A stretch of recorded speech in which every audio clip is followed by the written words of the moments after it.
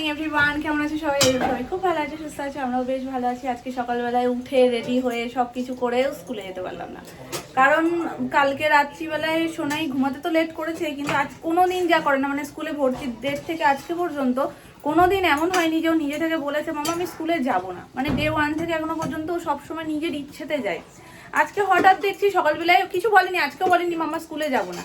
আর এদিকে চোখই খুলছে না, আমরা ডাকছি চোখ খুলছে না। আমরা কতক্ষণ চেষ্টা করলাম, বাবা কতক্ষণ চেষ্টা করলো, লাস্ট আমি সোনামাকে বলছি সোনামা একটু আসো তো, একটু দেখো না, যদি তোমার কথা শুনে ওঠে।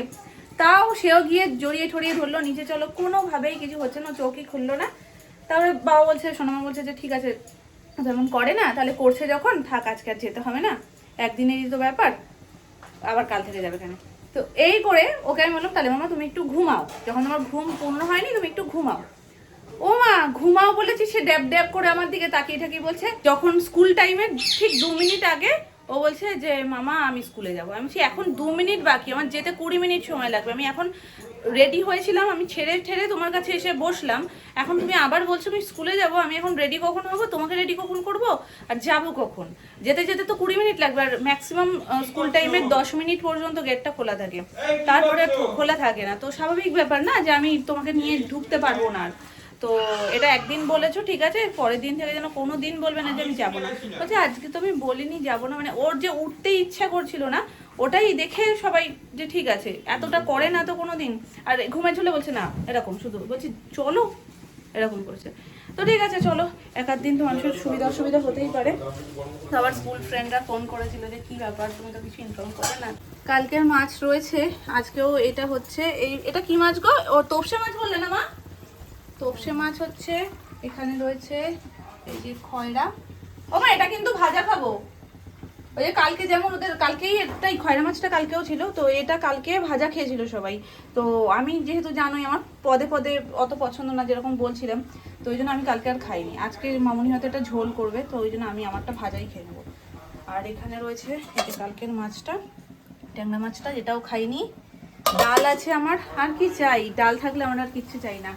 ভাত বসে গেছে, আর হবে শাক। শাকটা দিয়েছে কাকি, মানে যেই কাকিমার কথা তোমাদেরকে বলি, ওই কাকিমা, মানে সোনাই যাকে মা বলে ডাকে। তো এখন হয়তো আর ডাকবে না, তখন ডাকতো, তখন দেখতো ঠেকতো, তাই জন্য। এখন তো অনেকটা দূরত্ব হয়ে গেছে, এখন তো নমাসে টমাসে একবার আসে, তখন দেখাও হয় না। তুমি এত দুষ্টু হয়ে গেছো? এখানে শুয়েছিলে, তোমার ঘরে জায়গা নেই? তাই বলে জানলার বক্সে? দেখো ওটা কোথায়, তুমি পাপোশের ওপরে। কি করবো আমি, ওখানে গিয়ে বসে দাদু চুল কাটলো, খেতে বসেছি আমি, নাপি তোমার পয়সা দাও। তারপরে দাদাকে বলছে আমি নাপি পয়সা দাও, দাদা পয়সা দাও। ওর না ধরন আমি সোনুর মতন দেখি, সোনুও না এক এক সময় এক এক রকম জিনিস হয়ে যেত। আমার চুল কেটে দেবে? তোমার চুল আমি কাটবো, দাঁড়াও, তোমার হচ্ছে। তোমার কাজ ছোটবেলায় কি করতে জানো? ছোট নাম না গল্প করেছে, কাকে মাটি কাটতে দেখেছে, বাড়ি এসে মাটি কাটছে। তারপরে ওই বড় বড় গাড়ি চালাতে দেখে, সেই বড় বড় গাড়ি ইয়ে কি বলে হাড়ি দিয়ে গাড়ি করতো, আর একটা জলের বোতল নিত, জলের বোতলটাকে এরম এরম টানতো, গাড়ি চালাচ্ছে ও। কি অবস্থা!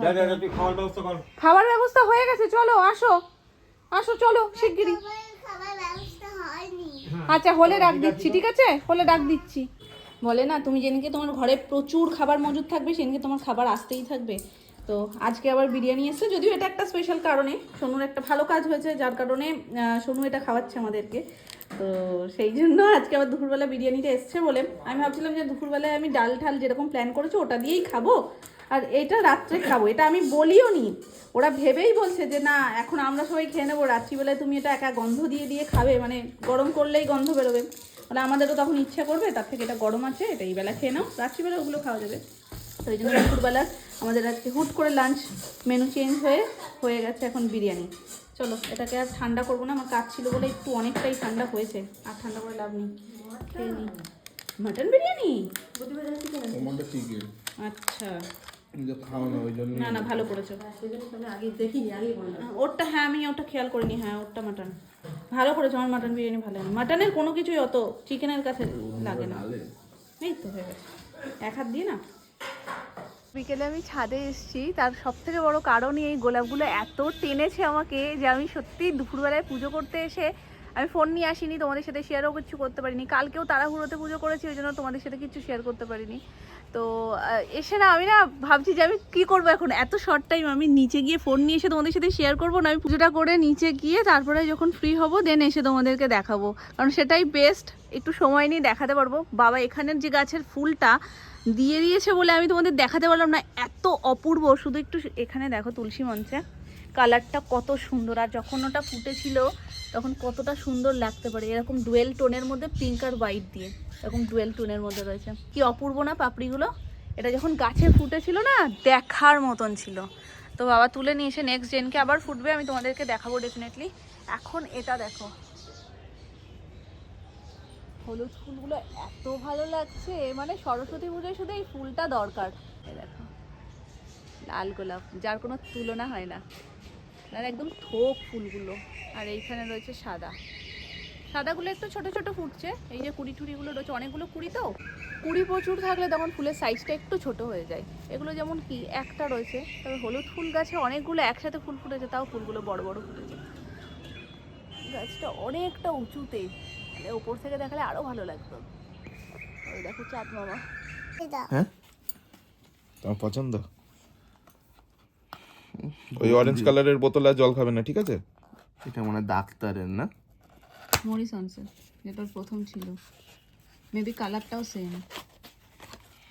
হ্যাঁ ওটা ছিল দেখতে ছোটটা, simple। আর এইটা হচ্ছে বড়টা, দেখতে সেম কালার, ব্লু কালার।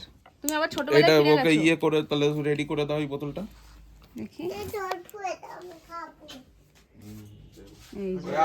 এই সেম ছিল ওর ব্লু কালারের, সেটা ছোট সাইজের, এই এতটুকু হবে হয়তো। দেখে আমার সেই ছোটবেলার বোতলটার কথা মনে পড়ে গেল।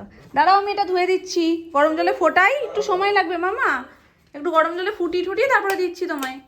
এটা ফেলে দিলাম, এটা খেতে হবে না। ঠিক আছে। পাগল সত্যি কত রকমের হয় হবো, এক্সপেরিমেন্ট করতে গিয়ে ব্যাপারটা পুরো ঘেটে ফেলেছি আমি। মামা এইটা নাও, এটা নাও একটু, এটার মধ্যে দেখো তো, ওই হ্যাঁ হ্যাঁ দেখো তো ওরকম করছে কিনা, চোখে লাভ আসছে কিনা। কারণ কি জানো, আমার জন্য দুপুরবেলায় যে মাছটা হয়েছে সেই মাছ ভাজাটা মামনি তো জানতো না। হ্যাঁ মামা, হ্যাঁ হুম কি ঠিক আছে, তুমি ওটা খোলো, টাচ করো, দেখো ওটার মধ্যে এক্ষুনি আসবে, এই দেখো।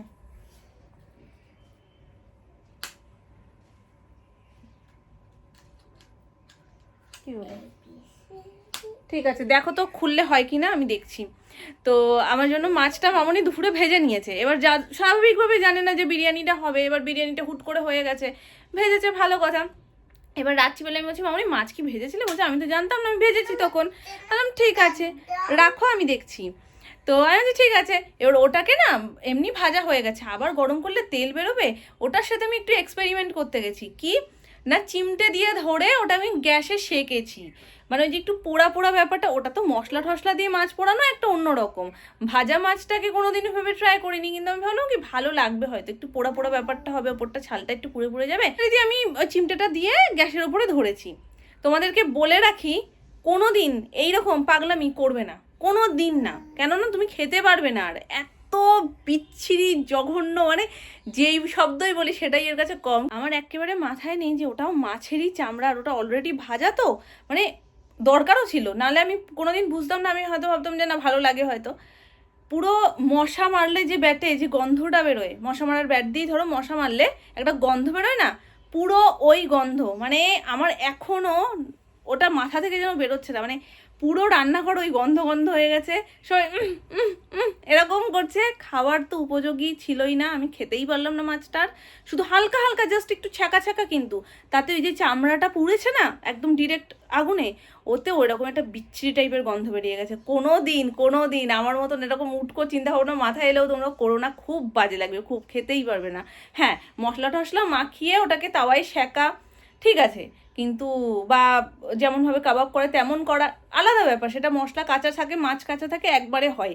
আর এটা ভাজা হয়ে যাওয়ার পর আলাদা করে যেহেতু ওরকম সেঁকা, মানে এত জঘন্য গন্ধ বেরোচ্ছিল, রান্নাঘরে চিমনি চালিয়ে দরজা খুলেও তারপরেও যেন মনে হচ্ছে যে ওই গন্ধটা নাক থেকে সরছে না, এতটা বাজে। খেতে পারিনি আমি মাছটা, বাকি ডাল আর ট্যাংরা মাছ ছিল, ওটা দিয়েই খেয়ে নিয়েছি। চলো আজকের মতন ব্লগটা করছি এখানে এন্ড। কালকে একটা দারুণ ব্লগ নিয়ে আসছি যেখানে অনেক সুন্দর সুন্দর জিনিস তোমাদের সাথে আমি শেয়ার করবো। তো চলো আজকের মতন টাটা, গুড নাইট, শুভরাত্রি।